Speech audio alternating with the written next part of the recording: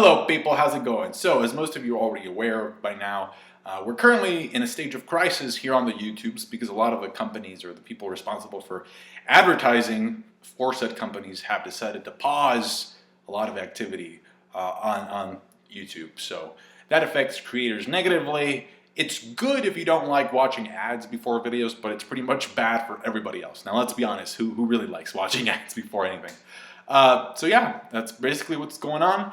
And I just want to offer these words of wisdom, no matter how bad things get, no matter the outcome, whether it's positive or negative, remember, just like the Pepsi commercial, all right, you can always solve any issue as long as you have a fresh can of Narutonic water with you. And there you go. Narutonic water has been my friend through many dangers.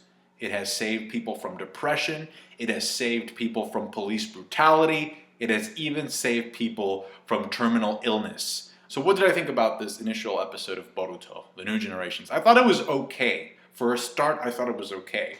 I don't think it's anything like revolutionary. I don't think it's anything amazing. And I have to be honest, if we're being honest, which I think I should be at least, it's my responsibility to be, I do think that a lot of the reasons for why I'm even watching this show in the first place is because of my affection towards Naruto.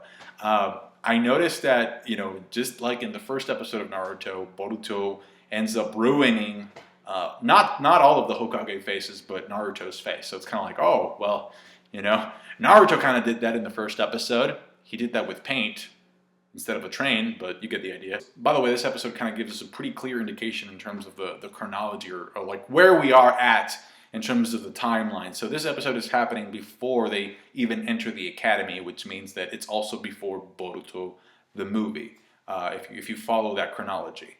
And it makes sense because in this episode, Boruto is still very resentful about Naruto as his dad who never shows up to eat dinner with the family. So he's still struggling with that. And the conclusion of Boruto the movie is that they eventually decide to, be a little bit more empathetic towards one another and just, have a better relationship in terms of father and son. So because this hasn't happened yet, it also kind of means that we're going to get a lot of Boruto bitching about how Naruto is this terrible, horrible father. Okay, and I guess it also means no Sasuke because Sasuke came back to the village during Boruto the movie. I'm sure they're going to try to animate Gaiden at some point. Mitsuki wasn't in this episode, was he? So I'm pretty sure they're going to animate Gaiden as well as the Mitsuki backstory at some point. I guess it just depends on where it fits into the chronology of everything. That being said, the opening I thought was okay. I'm not that big of a fan of the song. The animation was really good. Look at that shot. It's the Attack on Titan new opening shot. I'm just kidding, obviously. I mean, those profile shots have been done to death in like various other media and series.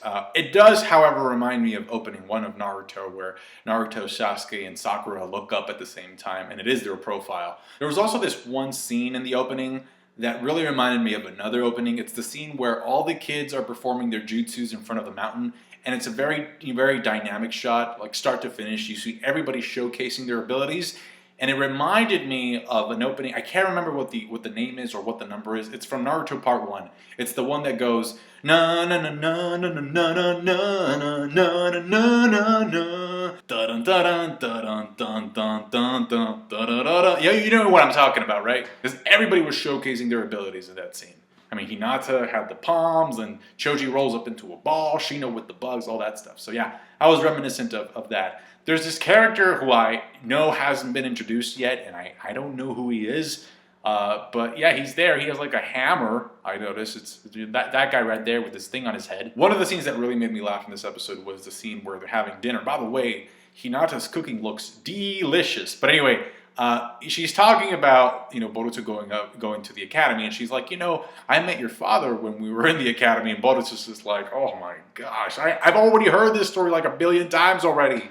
It's in the Naruhina official website. Like, I don't need this stuff anymore, Mom. I can just imagine Hinata retelling that story over and over again. And then he held my hand for the first time, and it was pure bliss. I could feel his Kyuubi chakra flowing through my body. It was such a great sensation. Just shut up, Mom, please. I liked your father before he was popular, and don't let any of these other Konoha hosts tell you different. Tai? No, and then So there's a scene that I thought was kind of strange because Denki is talking to Boruto about their fathers, and Boruto's like, I don't even worry about mine. He's never around. But then he's like, oh no, but my mom gets on my case, and it's kind of weird because I never really imagined. I can't picture Konoha. What the fuck? I can't picture Hinata being angry. That was a terrible mistake. I'm sorry. I'm going to leave it in, though. Anyway, long story short, Boruto saves his friends by changing the tracks on the train and making it safely to his first day at the academy. Oh, yeah, I forgot to mention this thing. Denki got, possessed by an evil chakra snake. Boruto was able to become aware of it because of his weird, Byakugan eye that he has. Wait, what? Whoa, slow down, anime episode before Boruto the movie. Where did this even come? I mean, I knew he was going to get something like this, but this is one of those instances in which the anime literally kind of spoils the manga because this never happened in the manga. We only saw the Kawaki flashback and we've seen the eye activated there as we did in this episode, but it's kind of like all of a sudden, oh yeah, look at this. I mean, look at my eyes. I have this new KK Genkai or whatever, but it's like, if you had it, why didn't you use it in Boruto the movie?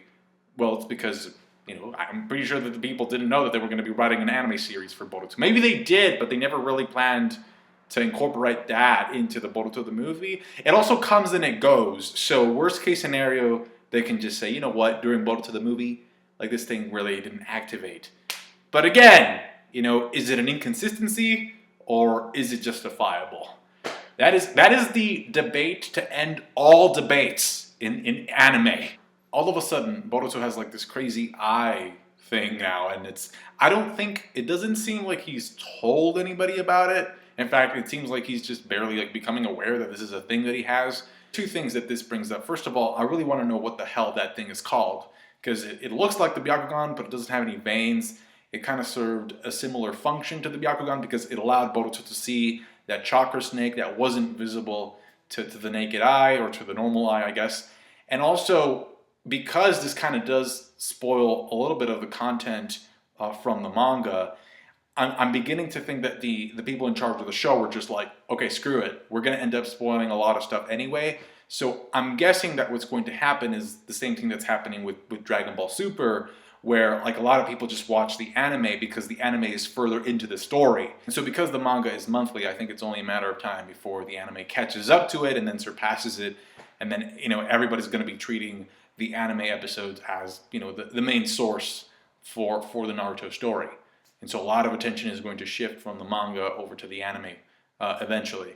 I liked Konohamaru's role as a sensei in this episode just because, he's this guy to shut Boruto down whenever he needs some discipline. He blocked all of his punches just very easily. Kind of reminded me of something that, Kakashi would do back in the day with Team 7. I like that part. We don't get to see the ending, but I guess we get to hear the music by the end because I guess it was important for, the Boruto and Denki relationship. I'm not really sure how I feel about Denki right now, just because he does kind of seem like a forgettable, the stereotypical anime character nerd with a computer, so with the glasses and stuff. So maybe there'll be something more interesting about his character that makes him a little bit more memorable, to me at least. Another thing that really stood out to me was Boruto constantly, and this is nothing new, he's done this in the past, he's constantly telling the viewer, hey viewer, you know me? I am nothing like Naruto. I am different. And I'm like, okay, yes, Boruto, I can hear you say that. You say that over and over again.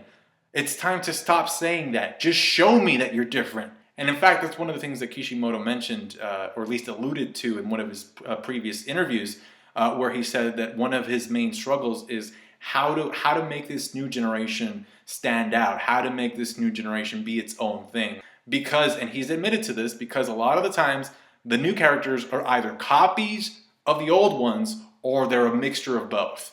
I think I mentioned that the one that I think stands out the most from the crowd, from a personality standpoint, is Cho-Cho.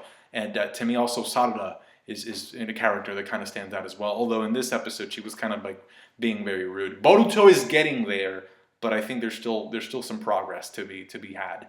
But yeah, the Kawaki scene looked great.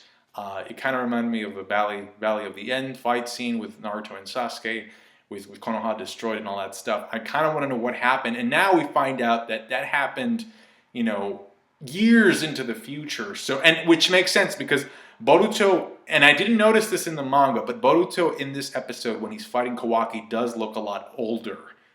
So I want to know, I want to find out what ends up leading to that. First of all, that character introduction, because as of right now, I don't think he's been introduced. But you never know. So please tell me what you thought about this episode. Again, I thought it was okay. Comment down below, like the video if you did, and subscribe to my channel. And thank you for your support. Now more than ever, it's important because of everything that's been going on. I really appreciate it, guys. Thank you. Bye.